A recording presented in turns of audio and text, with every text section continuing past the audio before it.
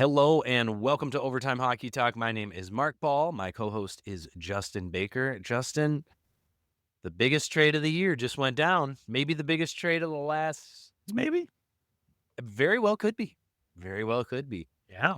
Miko Rantanen sent to the Carolina Hurricanes in a three-way deal with the Chicago Blackhawks, which I feel like the Blackhawks were just a little sliver of this trade. In the end, Colorado gets Martin Necas, Jack Drury, a 2025 second-round pick, a 2026 fourth-round pick from Carolina, and Nils Juntorp, who was a part of the trade for Taylor Hall, and Miko Rantanen go to Carolina. And really, the Blackhawks just end up with a third-round pick in 2025. That's all they got. I thought that was strange because they held half of Miko Rantanen's contract. A bit of money to just get a third Which is rounder. $8 million. So it's like $4 million that they're holding. It wasn't too long ago that I remember the Maple Leafs trading Patrick Marleau to the Hurricanes in exchange for a first round pick just to have them buy him out. And I think that was a $5 million deal. So it seems like $4 million for only a third round pick. I think you probably could have leaned on them for a little more there. Don't forget that third rounder is also not only just for money, but it's for Taylor Hall too, a former Hart Trophy guy. That's all you got? So $6 million, that's off your books too. It's almost like they didn't lose a whole lot there. They've got $2 million extra to play with. Maybe their plan is to do this again, kind of frees them up to do it again. But you'd think that they could get more than the third round pick for Taylor Hall and $4 million that they're just paying out. Right. And that third round pick, I think the chances of a third round pick becoming a regular NHLer are like 15%. That's a lot to pay for a 15% chance. A little bit. Alas. And we're talking low. That's going to be a low third round pick too. These are going to be two good teams. But yes, your thoughts. Let's just from the Carolina standpoint, because they're the team that gets the best player. How do you feel about this trade for the Hurricanes? Yeah, if I'm the Hurricanes fan base, I'm loving this deal. You rewind the clocks a little bit. Martin Necas, whatever he's going by these days, he clearly didn't want to be there. The rumors, we don't know how true they were, but I'm always of the mindset of where there's smoke, there's fire, right? So, wanted out, requested a trade. I think it was last offseason. This feels like it's been coming for a little bit because he's in the first year of a 2-year deal that he signed in the offseason, but it was kind of contentious. Yeah, contentious is a good word for it. And there's purpose behind a 2-year deal, right? Because a guy like that, you could think, oh, I'll just sign a 1-year deal, try to request a trade again and see what happens. But clearly, Carolina was of the mindset, hey, we're not trading you. You're still a valuable piece. We believe in you. But he didn't want to be there. Who knows why? Maybe he wanted more money. Maybe he felt that he was worth a little bit more and they just weren't willing to pay that. We've known for a long time Carolina has been a team that has been a little bit tighter when it comes to the purse strings. This 2-year contract walks him into free agency. That was the whole point of signing that 2-year deal. So he could become a UFA at 27, 28 years old and go sign wherever he wants for 7 years. Carolina knew they were going to lose him. Let's go out and get the best player available. How often do you see a 100-point guy go anywhere? The only way is if Mitch Marner gets dealt. That would be the only comp that is a possibility to get dealt, but I think that one's very unlikely. Toronto would rather just hold on to him and see how it goes. Yeah. Colorado didn't want to go through that. They didn't want to lose him for nothing. I have to applaud. They got something out of him, but we'll see how this whole thing plays out because this is going to be one of those trades where you've got to wait 2 or 3 years to really see how it pans out. Does Miko Rantanen even re-sign in Carolina? I would doubt it. I'm 50-50 right now as we speak. Colorado did offer $11.75 million over 8 years to Rantanen. And if you think that the Carolina Hurricanes, the team that they wouldn't pay Gensel after him coming in and fitting really well, they don't go and sign Gensel to a cheaper deal than that, I would put Rantanen the next tier up from Gensel. Yeah. But it's not like he's 50% better than Gensel. We're talking 10%, 12% better. He maybe carries a line a little more than Gensel does. But if they weren't willing to pay Gensel, are they going to be willing to pay Rantanen? Are you willing to build your whole team around him? Because you're going to have to pay him $13 million. Yeah, I read, right? So the rumor is he wanted, Leon money, which he wasn't going to get, not being a center. He's not that kind of Hart Trophy guy caliber. I don't think he's not of that elite status, same as Leon Draisaitl. I would put him a tier above.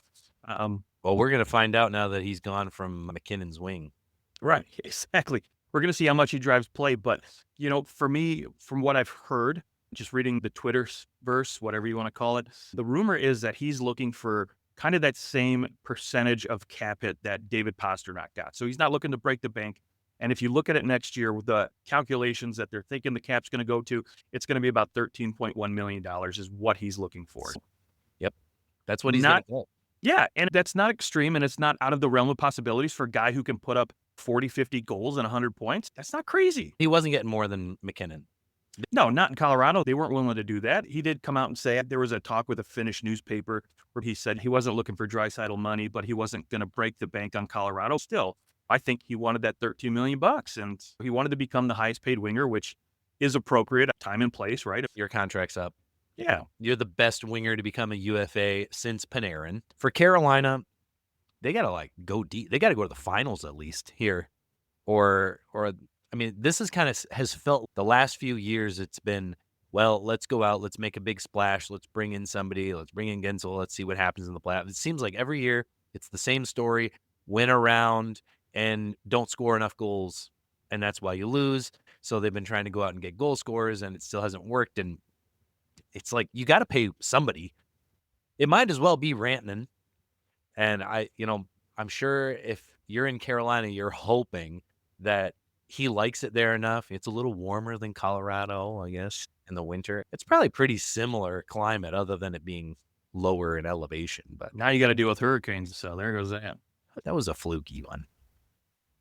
It's not that often that there's a actual hurricane in Carolina, even though they are the Hurricanes. They got themselves the best player available when you looked at possible people hitting the trade market. I love this addition. I think it's going to work out better than Gensel, but I do think you're right. They do struggle to score goals, even though they are fifth in the NHL in goals for per game.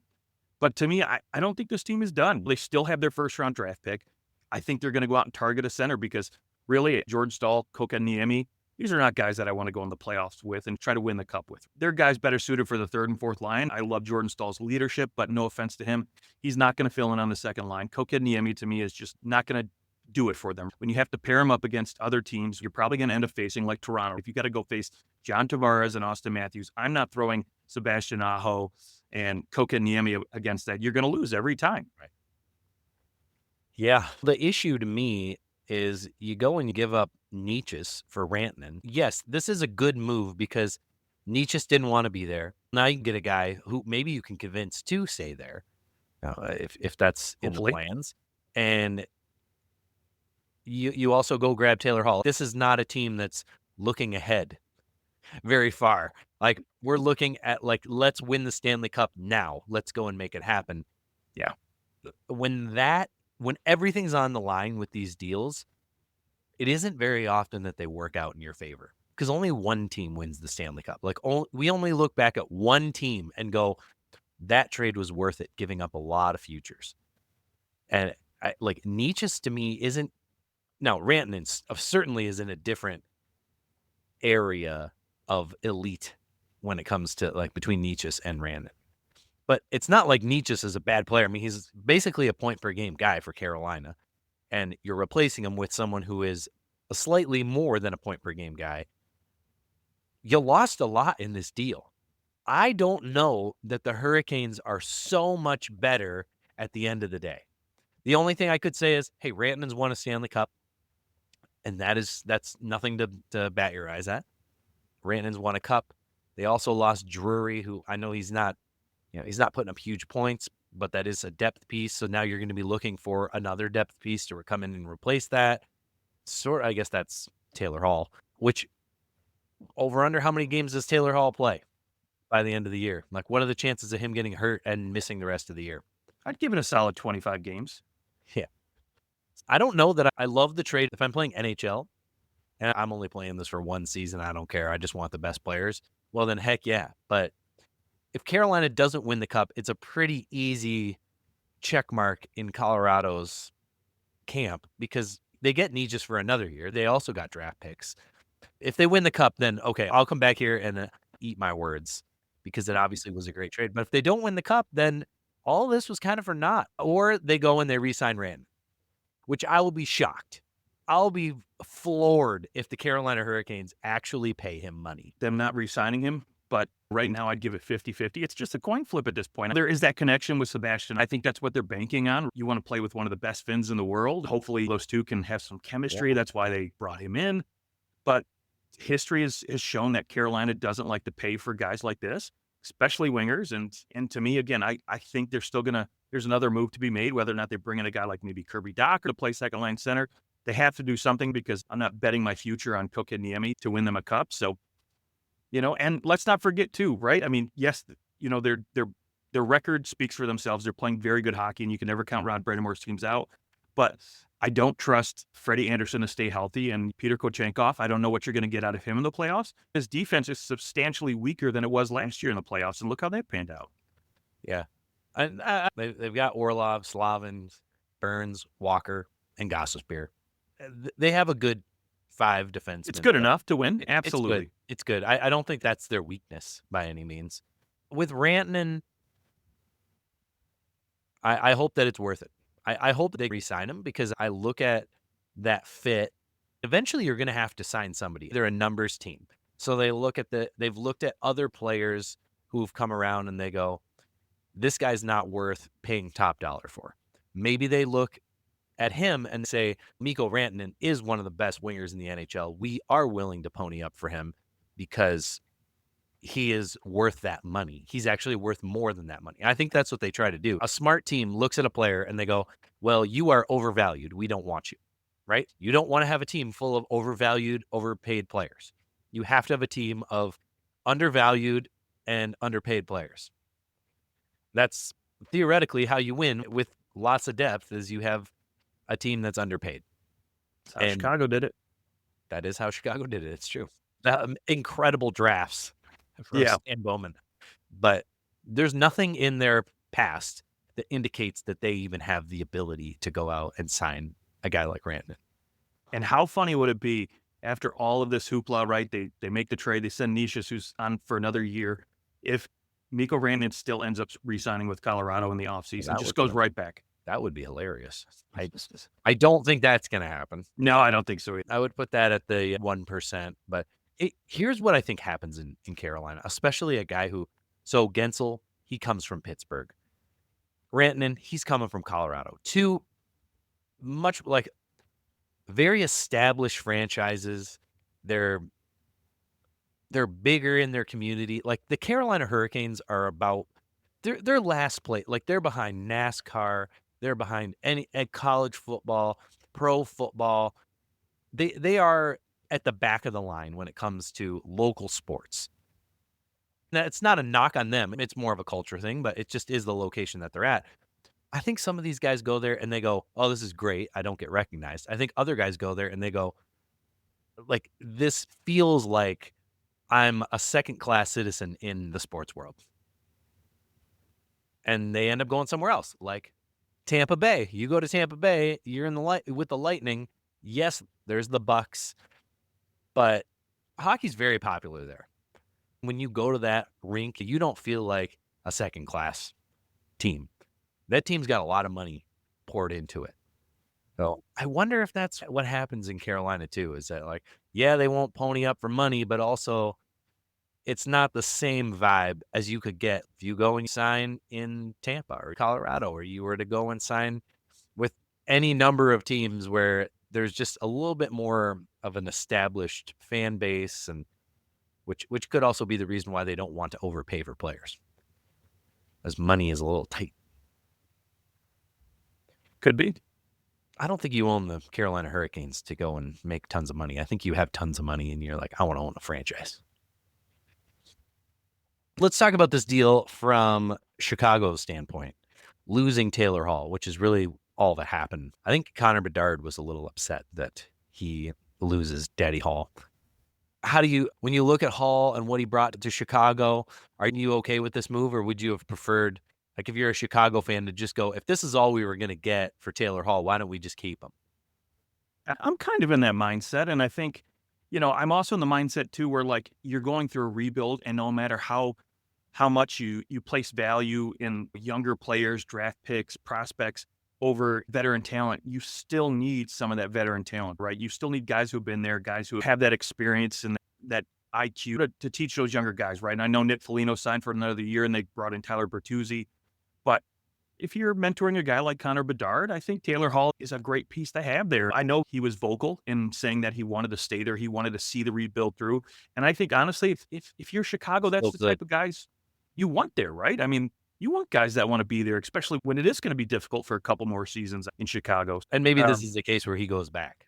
Maybe it is. Go back, right? Maybe they went to him and said, you know what, hey, we're still interested in re-signing you, but I think we need to get something out of you so we can continue this rebuild and expedite it, right? Attempt to win. Yeah, and maybe that was it. Maybe it was a favor to him for saying that. But, for me, I thought they would have got more out of a guy like Taylor Hall because you look at what he's done in the past. He's still a great hockey mind, and I think is staying healthy. He can still be a middle six guy for third pick just for Hall. Right. I'd be willing to dish a third-round pick for Taylor Hall. And so then you're telling me that you also have to hold $4 million from someone else? Should have been 2 third-round picks. It didn't make much sense to me. The only thing I can think of is someone owed somebody a favor, and maybe it'll come back to them in a different way. Maybe this is future considerations without future considerations. Yeah, that does seem very likely. You don't see those too often anymore, the future considerations trades. It's very true. It used to happen a lot more. It would always be like, oh, we're trading him for a 3rd and a 5th round pick and future considerations. And you're like, one of those? Who's blowing who? Somebody was traded for future considerations and then given back, and they said that was the future consideration. I think it happened in the 70s or the 80s. Okay, I was going to say, I don't think that's been recent. No, it was 70s or 80s. I can't remember the name, but it was like, hey, we'll trade you this guy for future considerations. And they went, tell you what, the future considerations are us giving us this guy back. He must have been beloved. All right. Biggest trade of the year, biggest trade in a while. And Miko Rantanen goes to the Hurricanes. We'll see what happens. I mean, Miko Rantanen has played a game. He didn't have a point in his first game, but Martin Necas in 2 games has 2 assists so far with the Avs. So things working out for him. And we'll see, we'll revisit this trade. I'm sure once we get a little closer to trade deadline and we kind of get some games under their belt, we'll take a look back at this trade too. There was a signing about an hour ago. We're recording this on Monday at about 5:30 p.m. and the Washington Capitals have gone all in on Logan Thompson. He gets a 6-year, $5.85 million cap hit extension. Logan Thompson will be the goaltender for the Washington Capitals for the foreseeable future. What do you think of that deal? 5.85? Oh, I love it. I love it for both sides, right? So from a Washington Capitals perspective, right, you're getting a guy who's proven already this year that he can be a top NHL goaltender, and you don't have to pay a lot of money for him. If you want to go get top tier talent like Connor Hellebuyck, UC Saros, it's going to cost you $8-9 million bucks. But you get a guy who has proven he apparently can't lose in regulations. That's right now sitting with a nice record of 22-2-3. Outside of anybody named Connor Hellebuyck, he's got the best stats in the league, and I think he leads the league in goals saved above expected. All the right numbers coming in for a guy like this. Aside from Hellebuyck, yes. Yes. Hellebuyck at 26.7 goals saved above percentage. Logan Thompson is at 18, but Logan Thompson has played 12 fewer games. Okay. So if you extrapolate those games out, he's about in the same spot, maybe even a little better than Hellebuyck. Yeah, and then for Logan Thompson, right, you get some security finally because let's face it, Vegas was kind of, at one point I thought maybe, before Adin Hill came in, he was going to be the guy for this team. I had a lot of hope in him, and then Adin Hill comes in kind of, he goes through that. He had a little bit of an injury bug, was kind of the starter for half a season, got hurt. Adin Hill comes in, they win the cup, right? And then he gets the extension. And then Logan Thompson basically had to settle for a 1-year deal in Vegas, or a 2-year deal, I'm sorry. And then goes to Washington for the same league minimum money, signs a 1-year deal, which was crazy to me because when I looked at his numbers, they look pretty good, especially for a guy who has proven he can play 30 plus games. I figured he'd probably get a couple $million, but no, maybe he wanted a little more term than teams were willing to give him. And Washington took a chance. He gambled on himself and it paid off. So kudos to him. And, they continue to roll with him. So I think you probably have him is he in your Vezina Trophy top 3 right now? He'd be close just because he spent most of the season just going, alternating games with Charlie Lindgren. So it makes it a little bit more difficult. I don't want to get into a Ben Bishop situation where, you have a guy who won the Vezina only playing like 30 games in a full season. Not quite there yet, but for me, he's pretty damn close because when you look at the caliber of guys he's being compared to, again, Connor Hellebuyck. I mean, you could even throw him in there with, Vasilevsky and Darcy Kemper. He's up there, right? And so I think you could easily put him top 5. I don't think there's any question about that. Top 3, I'm not ready yet. I want to see him play a few more games and see how the rest of the season goes. All right. He's making strides to be in that conversation for sure. It never hurts when your team is the top team in the NHL. Points percentage-wise, they are right now top team in the NHL. They're tied with Winnipeg, but Winnipeg have played 2 more games. They've been playing great. Who would have thought? They are definitely the surprise team of this year. Well, I guess the only other big signing was Borgen. I know there's another signing, and I had it up, and then I think I moved away from it. Will Borgen signs a 5-year deal. There's also another trade. Scott Perunovich went to the New York Islanders from St. Louis for a 5th-round pick. I always thought Perunovich would be a little bit better of a defenseman than he has turned out to be. He's got 17 assists. He had 17 assists last year. He's got 6 points this year.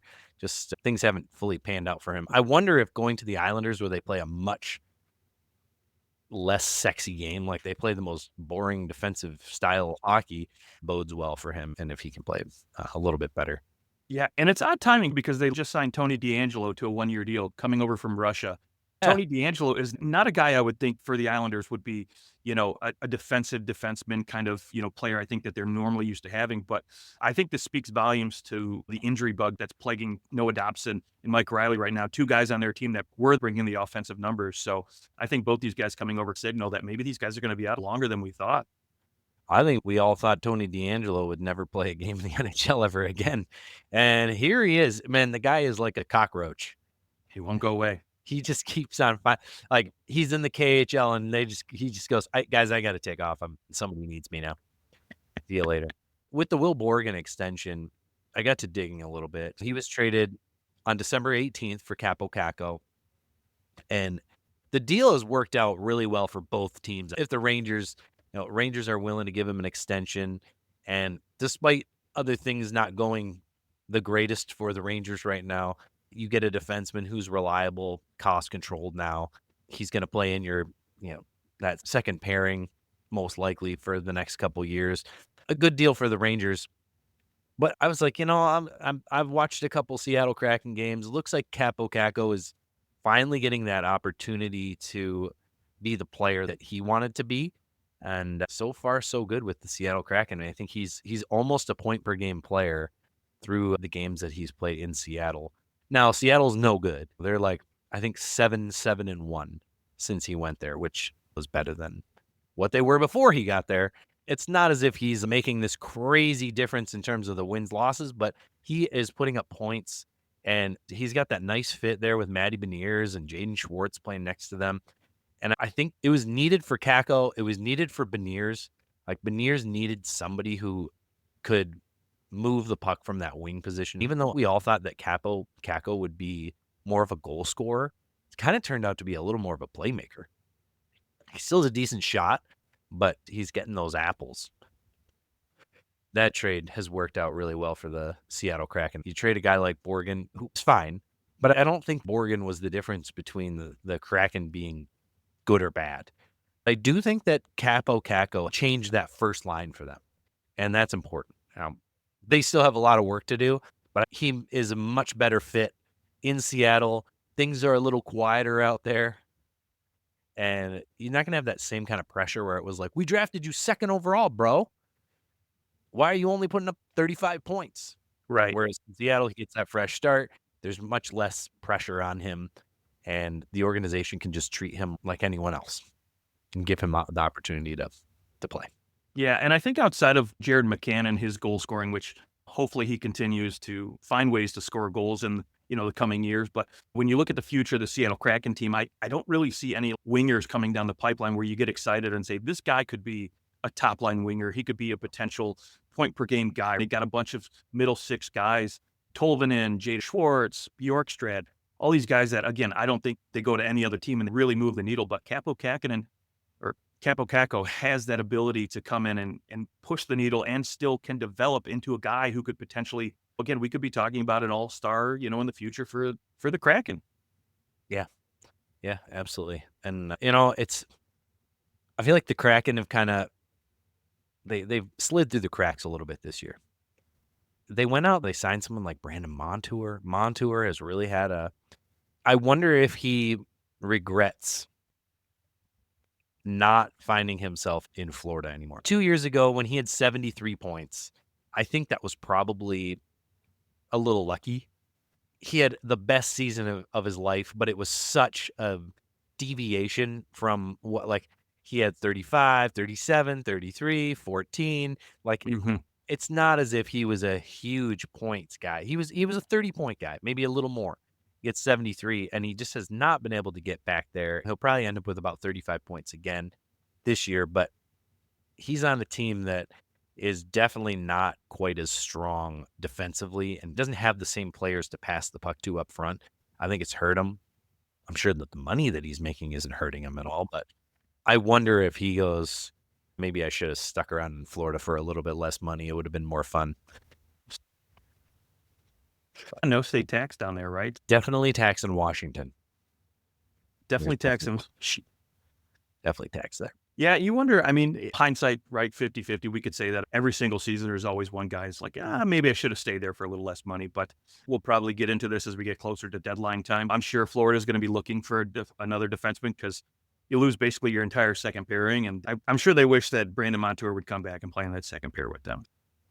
All right. I wanted to get your thoughts on what's going on with the Red Wings because they've been very interesting. We did talk about them on the last show. We talked about some of our 10 burning questions, the turnaround they've had since the coaching change.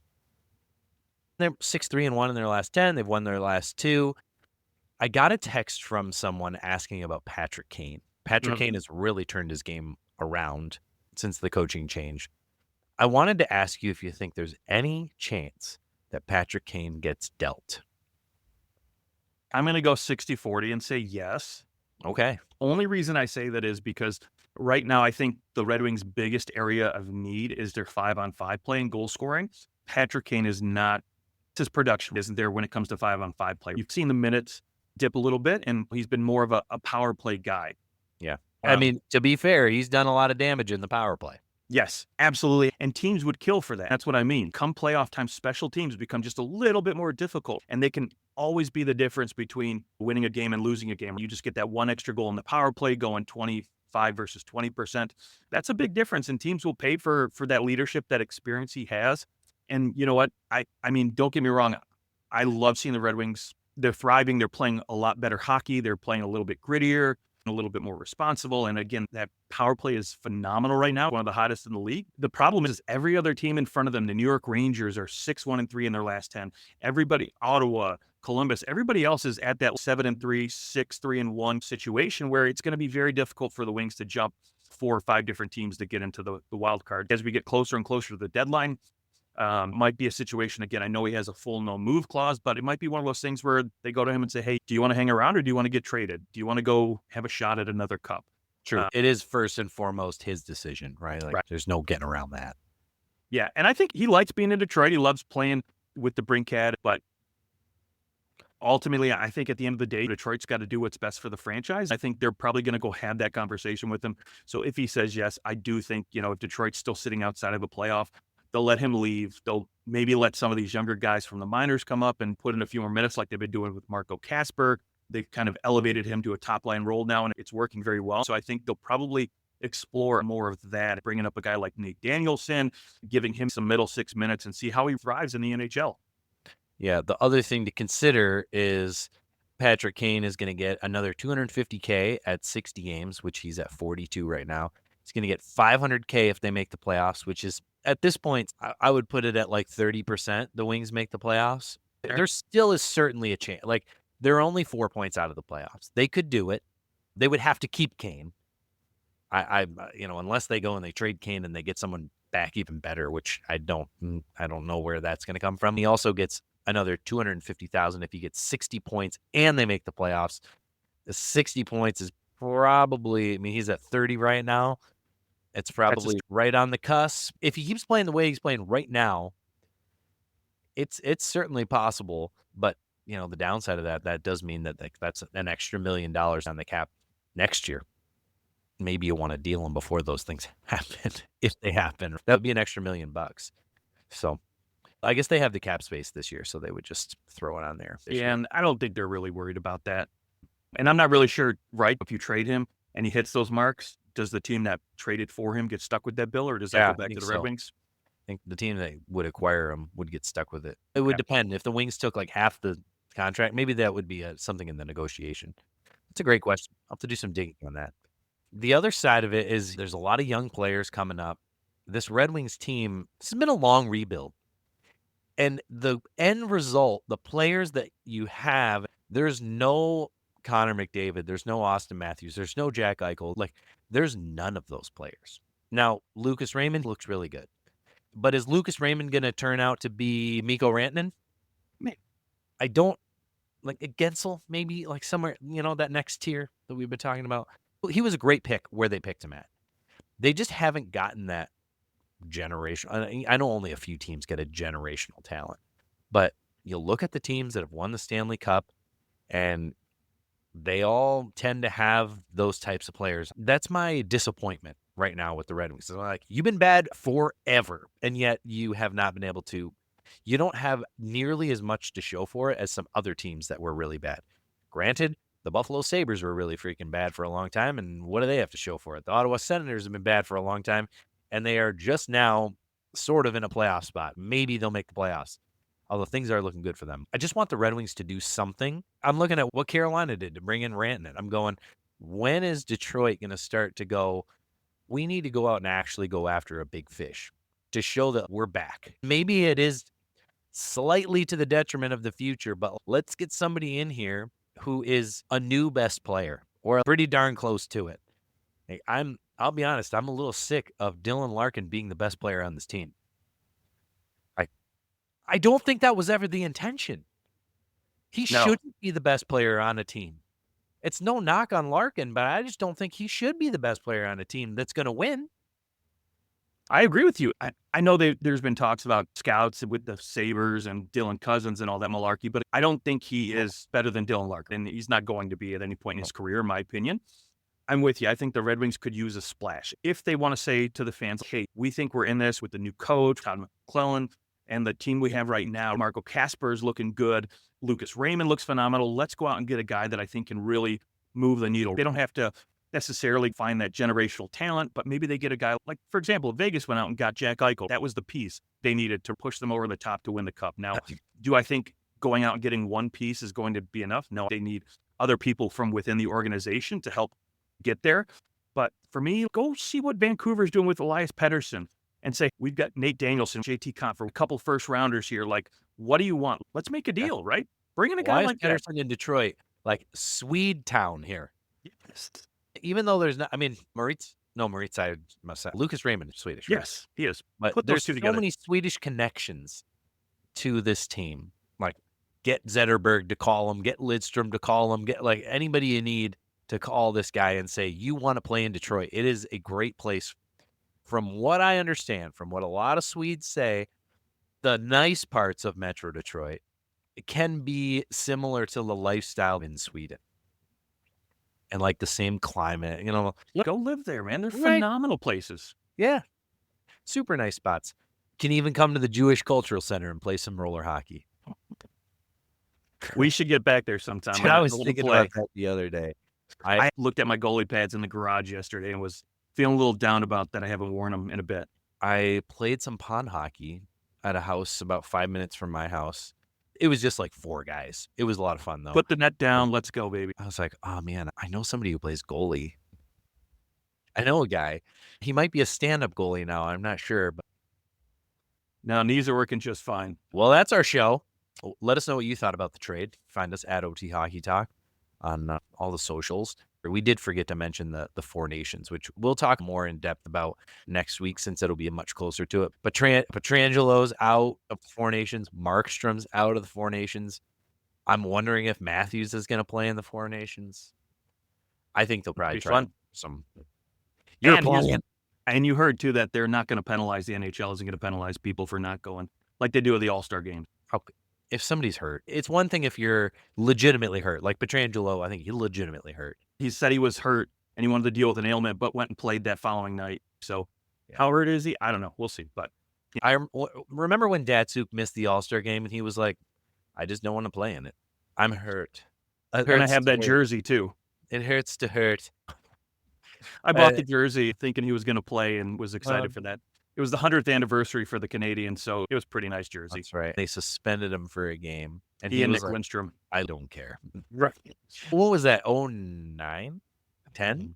10? Yeah, something like that. Mm-hmm. Yeah, they were so good then, too. They're like, well, we don't care. We'll be fine. But, yes, we'll talk more about Four Nations and what some of those injuries means to those teams and who might replace them. I think they have till February 11th to replace those guys. Okay. So, Drew we'll talk Doughty more about that. Until then, we will talk to you soon and enjoy le hockey.